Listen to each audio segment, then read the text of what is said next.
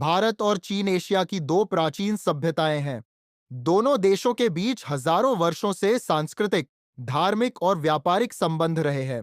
लेकिन 20वीं शताब्दी के मध्य में सीमाई विवाद, भू राजनीतिक प्रतिस्पर्धा और रणनीतिक गलतियों के कारण दोनों देशों के संबंधों में तनाव बढ़ा। इसका चरम रूप 1962 के भारत चीन युद्ध में दिखाई दिया। यह युद्ध केवल सीमाओं का संघर्ष नहीं था, बल्कि यह एशियाई राजनीति, सैन्य रणनीति और भारतीय विदेश नीति के इतिहास का निर्णायक मोड़ बन गया। 1962 का युद्ध भारतीय इतिहास की सबसे महत्वपूर्ण घटनाओं में से एक माना जाता है। इस युद्ध ने भारत की सुरक्षा व्यवस्था, सैन्य तैयारी और विदेश नीति की कमजोरियों को उजागर किया। दूसरी ओर, चीन ने इस युद्ध के माध्यम से अपनी सामरिक शक्ति का प्रदर्शन किया और एशिया में अपना प्रभाव बढ़ाया। युद्ध की पृष्ठभूमि एक, तिब्बत का प्रश्न। 1949 में पीपल्स रिपब्लिक ऑफ चाइना में कम्युनिस्ट शासन स्थापित हुआ। इसके बाद चीन ने 1950 में तिब्बत पर कब्जा कर लिया। भारत और तिब्बत के बीच ऐतिहासिक रूप से सांस्कृतिक और व्यापारिक संबंध थे। ब्रिटिश काल में भारत और तिब्बत के बीच कई व्यापारिक मार्ग खुले थे। जब चीन ने तिब्बत पर नियंत्रण स्थापित किया, तब भारत की उत्तरी सीमाएं सीधे चीन से जुड़ गई। यही भविष्य के संघर्ष का मुख्य कारण बना। दो, पंचशील समझौता। 1954 में भारत और चीन के बीच पंचशील समझौता हुआ। इसके 5 सिद्धांत थे: एक दूसरे की क्षेत्रीय अखंडता का सम्मान, आक्रमण न करना, आंतरिक मामलों में हस्तक्षेप न करना, समानता और पारस्परिक लाभ, शांतिपूर्ण सह अस्तित्व। उस समय भारत के प्रधानमंत्री जवाहरलाल नेहरू और चीन के नेता जौ एनलाई हिंदी चीनी भाई भाई का नारा दे रहे थे, लेकिन वास्तविकता में सीमाएं विवाद बढ़ रहे थे। सीमा विवाद। भारत चीन सीमा लगभग 3488 किलोमीटर लंबी है। यह 3 भागों में विभाजित है: पश्चिमी क्षेत्र, लद्दाख और अक्साई चिन्ह मध्य क्षेत्र, हिमाचल और उत्तराखंड पूर्वी क्षेत्र, अरुणाचल प्रदेश। तत्कालीन NEFA। एक, अक्साई चिन्ह विवाद। अक्साई चिन्ह एक निर्जन लेकिन सामरिक दृष्टि से महत्वपूर्ण क्षेत्र है। भारत इसे लद्दाख का हिस्सा मानता था, जबकि चीन इसे शिनजियांग और तिब्बत को जोड़ने वाला क्षेत्र मानता था। चीन ने 1957 तक अक्साई चिन्ह से होकर एक सड़क बना ली थी। भारत को इसकी जानकारी देर से मिली। यह भारतीय खुफिया तंत्र की बड़ी विफलता मानी जाती है। दो, मैकमोहन रेखा विवाद। 1914 के शिमला समझौते में ब्रिटिश भारत और तिब्बत के बीच जो सीमा तय हुई, उसे मैकमोहन लाइन कहा गया। भारत इसे वैध सीमा मानता था, लेकिन चीन ने इसे कभी स्वीकार नहीं किया। युद्ध के प्रमुख कारण: एक, सीमाओं का अस्पष्ट निर्धारण। ब्रिटिश काल में सीमाएं स्पष्ट रूप से तय नहीं की गई थी। स्वतंत्रता के बाद यही विवाद युद्ध का कारण बना। दो, तिब्बती विद्रोह और दलाई लामा। 1959 में तिब्बत में चीन विरोधी विद्रोह हुआ।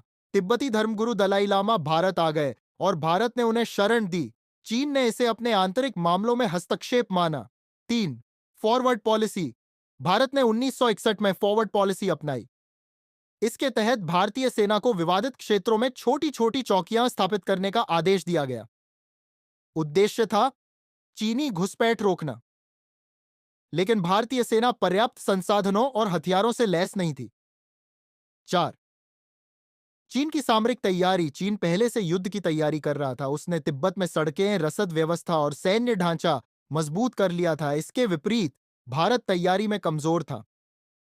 युद्ध की शुरुआत 20 अक्टूबर 1962 को चीन ने अचानक भारत पर हमला कर दिया। युद्ध 2 मुख्य क्षेत्रों में लड़ा गया: पश्चिमी मोर्चा, लद्दाख पूर्वी मोर्चा। NEFA, अब अरुणाचल प्रदेश। पश्चिमी क्षेत्र का युद्ध गलवान और दौलत बेग ओल्डी। चीन ने भारतीय चौकियों पर हमले किए और कई क्षेत्रों पर कब्जा कर लिया। रेजांगला का युद्ध, बैटल ऑफ रेजांगला, भारतीय सेना की वीरता का प्रतीक माना जाता है। 13 कुमाऊं रेजिमेंट के मेजर शैतान सिंह के नेतृत्व में लगभग 120 भारतीय सैनिकों ने हजारों चीनी सैनिकों का सामना किया। लगभग सभी भारतीय सैनिक वीरगति को प्राप्त हुए, लेकिन उन्होंने अद्भुत साहस दिखाया। मेजर शैतान सिंह को मरणोपरांत परमवीर चक्र दिया गया।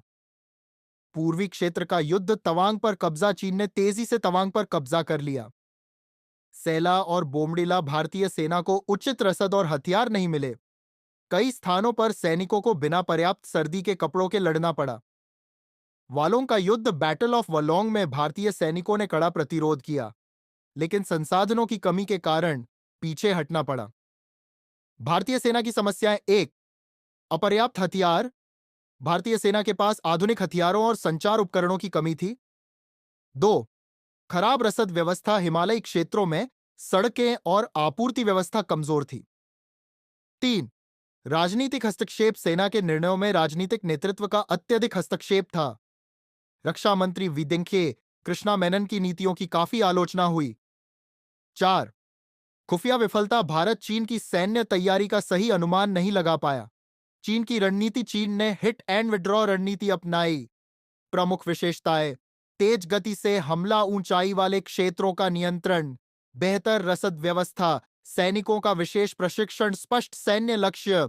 चीन ने सीमित समय में युद्ध समाप्त करने की योजना बनाई थी। युद्ध विराम। 21 नवंबर 1962 को चीन ने एक तरफा युद्ध विराम की घोषणा कर दी। चीन ने पूर्वी क्षेत्र से पीछे हटने की बात कही, लेकिन पश्चिमी क्षेत्र के अक्साई चिन पर अपना कब्जा बनाए रखा। आज भी अक्साई चिन्ह चीन के नियंत्रण में है। भारत की हार के कारण: 1. रणनीतिक गलतियां। भारत ने चीन की सैन्य क्षमता को कम आंका। 2. सैन्य तैयारी की कमी। भारतीय सेना पर्वतीय युद्ध के लिए तैयार नहीं थी। 3. राजनीतिक आदर्शवाद। भारत ने अंतरराष्ट्रीय संबंधों में आदर्शवादी दृष्टिकोण अपनाया, जबकि चीन अधिक व्यावहारिक रणनीति पर चल रहा था। 4. नेतृत्व की कमजोरी। सैन्य और राजनीतिक नेतृत्व में समन्वय की कमी थी। युद्ध के परिणाम: 1. भारतीय राजनीति पर प्रभाव। युद्ध के बाद प्रधानमंत्री जवाहरलाल नेहरू की छवि को बड़ा झटका लगा। 2. रक्षा सुधार। भारत ने सेना का आधुनिकीकरण शुरू किया। नई पर्वतीय डिवीजनों का गठन, सीमा सड़क संगठन को मजबूत करना, हथियारों की खरीद, वायुसेना और थलसेना का विस्तार। 3. विदेश नीति में परिवर्तन। भारत ने गुटनिरपेक्ष नीति जारी रखी, लेकिन सुरक्षा मामलों में अधिक व्यावहारिक दृष्टिकोण अपनाया। 4. चीन पाकिस्तान संबंध। युद्ध के बाद पाकिस्तान और चीन के संबंध मजबूत हुए। यह भारत के लिए नई चुनौती बना। अंतरराष्ट्रीय प्रतिक्रिया। अमेरिका और ब्रिटेन, यूनाइटेड स्टेट्स और यूनाइटेड किंगडम ने भारत को सैन्य सहायता दी। सोवियत संघ, सोवियत यूनियन उस समय चीन और भारत दोनों से संबंध बनाए रखना चाहता था। युद्ध से मिले सबक: 1. मजबूत सैन्य तैयारी। आवश्यक राष्ट्रीय सुरक्षा केवल आदर्शवाद से नहीं चल सकती। 2. सीमा अवसंरचना का महत्व। सड़कें, पुल और रसद युद्ध में निर्णायक भूमिका निभाते हैं। 3. खुफिया तंत्र की आवश्यकता। समय पर सूचना मिलना बेहद आवश्यक है। 4. राजनीतिक और सैन्य समन्वय। दोनों के बीच स्पष्ट संवाद जरूरी है। युद्ध के बाद भारत चीन संबंध। 1962 के बाद दोनों देशों के संबंध लंबे समय तक तनावपूर्ण रहे। प्रमुख घटनाएं: 1967 नाथुला संघर्ष, 1988 राजीव गांधी की चीन यात्रा, 1993 और 1996 सीमा समझौते, 2017 डोकलाम विवाद, 2020 गलवान संघर्ष, 2020 से 2021 चाइना इंडिया स्किर्मिश ने दिखाया कि सीमा विवाद आज भी पूरी तरह समाप्त नहीं हुआ है। भारत के लिए रणनीतिक महत्व। भारत ने 1962 के बाद निम्न क्षेत्रों में ध्यान बढ़ाया: पर्वतीय युद्ध क्षमता, परमाणु शक्ति विकास, सीमा सड़क निर्माण, इंडो पैसिफिक रणनीति, क्वाड सहयोग। युद्ध का मनोवैज्ञानिक प्रभाव।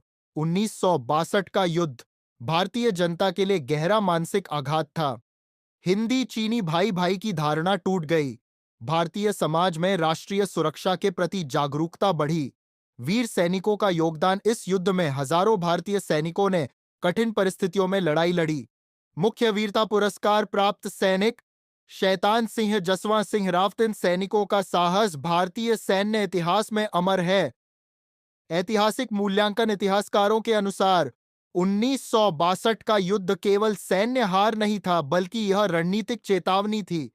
कुछ इतिहासकार मानते हैं भारत ने चीन की मंशा को गलत समझा। चीन ने सीमित युद्ध के माध्यम से राजनीतिक संदेश दिया। यह युद्ध एशियाई शक्ति संतुलन का महत्वपूर्ण मोड़ था। निष्कर्ष: सीनो इंडियन वॉर आधुनिक भारतीय इतिहास की निर्णायक घटनाओं में से एक है। इस युद्ध ने भारत को यह सिखाया कि राष्ट्रीय सुरक्षा के लिए मजबूत सैन्य शक्ति यथार्थवादी विदेश नीति और रणनीतिक तैयारी अत्यंत आवश्यक है। हालांकि भारत को इस युद्ध में हार का सामना करना पड़ा, लेकिन इसके बाद देश ने अपनी सैन्य क्षमता और रणनीतिक सोच में व्यापक सुधार किए। आज भारत विश्व की प्रमुख सैन्य शक्तियों में गिना जाता है। यह युद्ध केवल अतीत की घटना नहीं, बल्कि वर्तमान और भविष्य की भारतीय सुरक्षा नीति के लिए भी एक महत्वपूर्ण संदर्भ है।